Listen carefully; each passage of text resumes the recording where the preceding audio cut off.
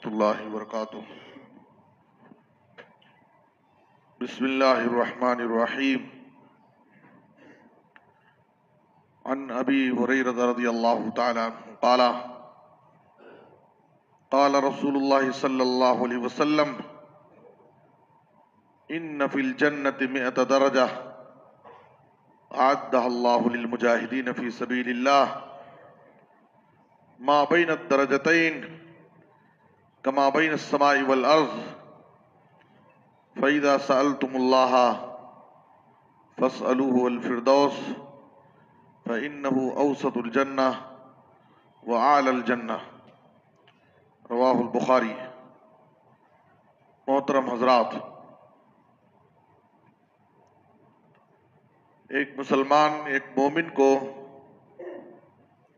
دین کے بارے میں بہت ہی اعلیٰ اور بلند سوچ رکھنی چاہیے۔ ہم ہمیشہ افضل، بہتر اور جو اللہ کو زیادہ پسند ہے، جس میں زیادہ اجر و ثواب ہے، جو اللہ رب العالمین کے نزدیک زیادہ محبوب ہے، جس سے ہم اللہ رب العالمین کا زیادہ تقرب حاصل کر سکتے ہیں، ایسے اعمال اور ایسی نیکیوں کی تلاش میں رہنا چاہیے ایک مومن کو۔ عام طور پر دنیا کے بارے میں ہماری یہ سوچ ہوتی ہے کہ ہم اچھی سے اچھی، بہترین، بالکل اچھی کوالٹی کی چیز تلاش کرتے ہیں، جس میں کوئی ملاوٹ نہ ہو، اچھی کمپنی ہو، بہترین اس کی گارنٹی ہو، ہر طرح سے اس کے صفات ڈھونڈتے ہیں، چیک کرتے ہیں، لوگوں سے مشورے کرتے ہیں۔ لیکن جب دین کی بات آتی ہے، دین پر عمل کی بات آتی ہے، تو ہم رخصتوں کو تلاش کرتے ہیں۔ کیا یہ چلتا کیا؟ وہ جائز ہے کیا؟ یہ کر سکتے ہیں کیا؟ ایسی چیزوں کے پیچھے ہم پڑتے ہیں۔ آپ صحابہ کرام کو دیکھیے، صحابہ کرام ہمیشہ افضل کی تلاش میں رہتے۔ کبھی سوال کرتے ای العمل احب الی اللہ، اللہ کے نزدیک سب سے زیادہ محبوب عمل کون سا ہے؟ ای العمل افضل یا رسول اللہ، اللہ کے رسول سب سے افضل عمل کون سا؟ ای الصدقۃ اعظم اجرا، کون سے صدقے میں سب سے زیادہ اجر و ثواب ہے؟ ای المسلمین افضل، مسلمانوں میں سب سے افضل مسلمان کون ہے؟ ای الاسلام خیر، اسلام کی سب سے بہترین تعلیمات کیا ہے؟ ایسے سوالات صحابہ کرام کے ہوتے تھے، جس سے پتہ چلتا ہے کہ وہ ہمیشہ دین کے بارے میں افضل اور سب سے بہتر کی تلاش میں رہتے تھے۔ تو ہمیں بھی صحابہ کرام کے نقش قدم پر چلتے ہوئے، اور یہی ایک مومن سے مطلوب بھی ہے کہ ہم دین کے بارے میں ہمارا حوصلہ، ہماری سوچ اور فکر بہت اعلیٰ ہونی چاہیے۔ نبی صلی اللہ علیہ وسلم نے اس حدیث کے اندر، صحیح بخاری کی اس حدیث میں ہمیں یہی تعلیم دی ہے۔ آپ صلی اللہ علیہ وسلم نے ایک مرتبہ فرمایا، من آمن باللہ ورسولہ واقام الصلاۃ وصام رمضان کان حقا علی اللہ ان یدخلہ الجنہ، جو شخص ارکان اسلام کی پابندی کرے گا، اللہ اور اس کے رسول پر ایمان لائے گا، نمازوں کی پابندی کرے گا، رمضان کے روزے رکھے گا، تو آپ نے کہا کہ اللہ پر حق ہے کہ وہ اس کو ضرور جنت میں داخل کرے گا، اگرچہ وہ اللہ کی راہ میں چاہے جہاد کرے یا نہ کرے، گھر میں بیٹھا رہے۔ صحابہ کرام نے کہا افلا نبشر الناس، اتنی بڑی بشارت، اتنی بڑی خوشخبری کیا ہم لوگوں کو نہ سنا دیں؟ تو نبی صلی اللہ علیہ وسلم نے یہ حدیث پیش کی کہ ان اعمال کی وجہ سے اللہ جنت میں داخل کرے گا، لیکن ایک مومن صرف جنت میں جانے کی خواہش نہ کرے۔ جنت میں بھی اللہ نے بہت سارے درجے رکھے، جنت میں 100 درجے ہیں، اللہ تعالیٰ نے مجاہدین فی سبیل اللہ کے لیے تیار کر رکھا ہے۔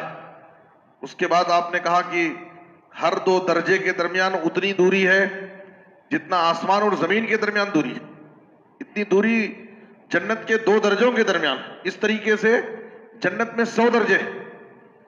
اس کے بعد نبی صلی اللہ علیہ وسلم نے کہا کہ جب تم اللہ سے جنت مانگو تو صرف جنت کا سوال نہ کرو، بلکہ جنت الفردوس مانگو، اس لیے کہ یہ جنت کا سب سے اعلیٰ درجہ ہے، سب سے بلند درجہ ہے جنت الفردوس۔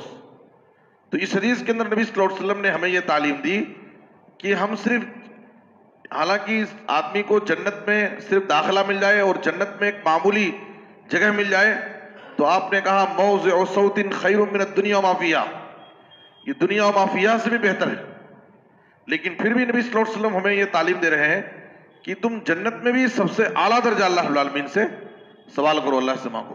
تو اس سے ہمیں یہ تعلیم دی جا رہی ہے کہ دین کے معاملے میں، آخرت کے معاملے میں، نیکیوں کے معاملے میں ہم افضل چیز کے پیچھے پڑیں، افضل چیز کو تلاش کریں، جیسا کہ صحابہ کرام کا یہی طریقہ تھا۔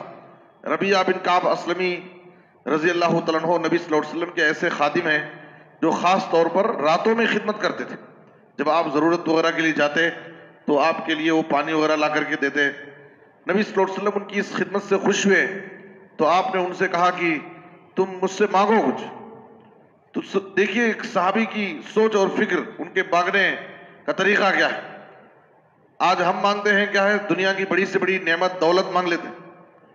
نبی صلی اللہ علیہ وسلم نے جب ان سے کہا کہ تم مجھ سے جو چاہو مانگو تو انہوں نے کہا اسألک مرافقتک فی الجنہ، میں جنت میں آپ کی رفاقت چاہتا ہوں، جنت میں آپ کی رفاقت چاہتا ہوں۔ جیسے میں دنیا میں آپ کی رفاقت میں، آپ کی خدمت میں رہ کے آپ کی خدمت کر رہا ہوں، تو جنت میں بھی اللہ مجھے آپ کی رفاقت نصیب کرتے۔ نبی صلی اللہ علیہ وسلم نے کہا کہ او غیر ذالک، کیا اس کے علاوہ بھی کوئی خواہش ہے؟ تو کہا کہ نہیں، بس یہی ایک خواہش ہے۔ تو نبی صلی اللہ علیہ وسلم نے کہا فاعنی علی نفسک بکثرۃ السجود، تم اپنے اوپر میری مدد کرو کثرت سجود کے ذریعے، یعنی زیادہ سے زیادہ نفل نمازیں پڑھو، نوافل کا اہتمام کرو، تو اللہ تعالیٰ تمہیں یہ درجہ، یہ مقام دے گا کہ تم جنت میں میری رفاقت حاصل کر سکتے۔ تو یہ صحابہ کرام کی سوچ اور فکر ہے، یہ ان کے مانگنے کا انداز ہے کہ انہوں نے نبی صلی اللہ علیہ وسلم سے جنت میں آپ کی رفاقت کا سوال کیا۔ تو اس لیے ہمیں چاہیے کہ دین کے بارے میں، نیکیوں کے معاملے میں، آخرت کے کاموں میں ہم ایسے ہی اپنی سوچ اور فکر کو بلند رکھیں، اور سب سے افضل، سب سے بہتر، جو اللہ کو زیادہ پسند ہے، جس میں زیادہ اجر و ثواب ہے، ایسی نیکیوں کی تلاش میں رہیں تاکہ ہم کم وقت میں زیادہ نیکیاں کر سکیں اور اللہ کی رضا حاصل کر سکیں۔ اللہ ہم سب کو نیک توفیق دے، آمین۔ وصلی اللہ علی نبینا محمد وآلہ وصحبہ اجمعین۔